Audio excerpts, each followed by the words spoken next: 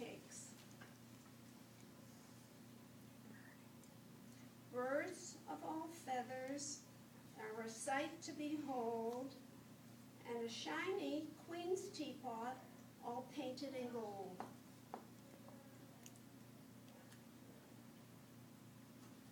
Aeroplanes, pigs, even Long John, spaceships and burglars, the list just goes on. You've looked at so many, your heads are a spin. They're all so delightful, it's surely a sin. I've searched from Land's End and up to Loch Ness. The hunt still goes on, I'll accept nothing less. Name it, I've got it. From a ship to a shell. If they sold them on Mars, I'd go there as well. So if you collect and you've got plenty of space, buy up those teapots and get in the race. They're fast disappearing, so don't be left out. Raid those antique fairs, there's still some about. And just remember, wherever you roam, whenever you have got teapots, your house is a home. Oh.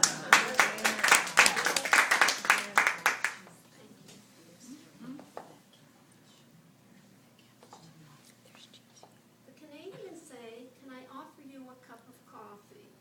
The English say, "Can I offer you a spot of tea?" There is nothing as warming and welcoming as a cup of hot tea from a teapot on a cold winter day. The earliest record of drinking tea comes from China in the 10th century BC, and slowly it spread around the world. It took till the 1660s when the British started drinking tea, and it did not take very long for them to start making teapots. British potteries became renowned for making teapots. Wedgwood, Dolton, Ainsley, and Spoon, to name just a few. Stoke-on-Trent became the hub of the English potteries. My husband and I visited there last fall, a trip I was very excited about. We planned our trip for months. I really looked forward to it. But to my surprise, as we drove around, street after street, most of the factories were closed, and the shops and the houses also boarded up with broken windows. There weren't even people walking on the streets. 10 years ago, there were 2,000 teapot factories in the area. Now, there are 50. The place was just a ghost town. It was just so sad to see. Dolton and Wedgwood have packed up their machines and shipped them all to the Orient.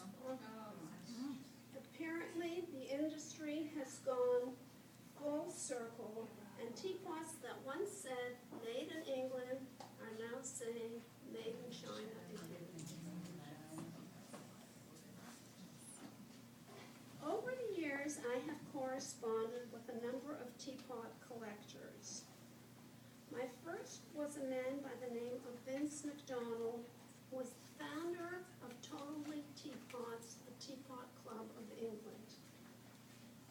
Not so coincidentally, Vince and his wife Linda lived very close to Stoke.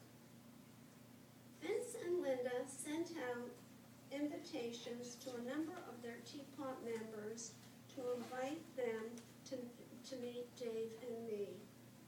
They hosted a lovely day for us in their home, and about 25 members came from all over England to meet us.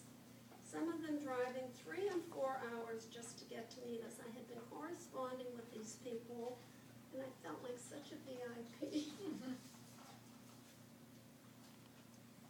My collection of teapots is all novelty teapots, and it began 35 years ago when I was furnishing my cottage on Lake Simcoe. The lady I bought some antiques from teapot as a house gift, and that started my craving. I have since run out of room in my house, room at my cottage, and room at my condo in Florida. So if anybody wants to lend me some room to display teapots, I'd be very happy. My teapots are all cataloged in binders with pictures, descriptions, and valuations. I'm happy to say that some of the early teapots that I bought have increased substantially in value.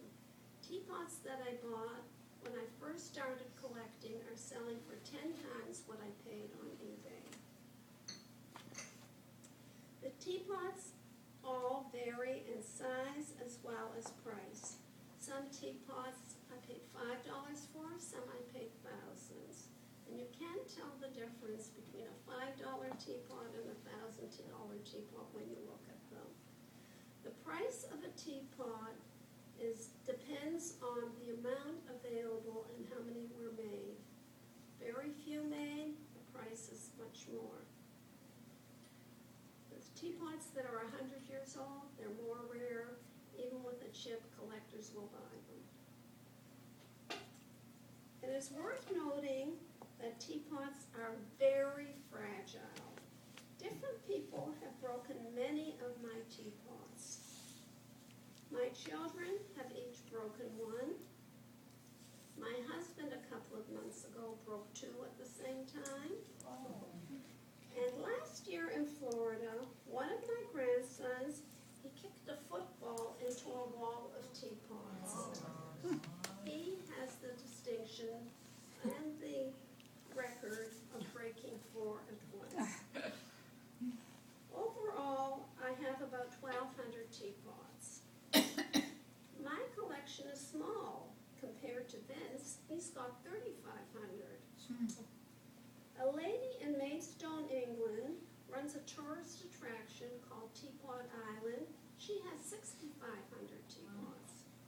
And there's a Jewish fellow in Los Angeles by the name of Sonny Can. He has 10,000 teapots. He lent 1,000 of his teapots to the Gardner Museum a couple of years ago when they had a show there with his teapots. There are teapot magazines, calendars, TV programs, and auctions for teapots. There's also a song. We were just joking around before, and I started singing this, which you all know. I'm a little teapot, short and stout. Here is my handle, here is my spout. When the kettle steamed up, hear me shout. Tip me over and pour me out.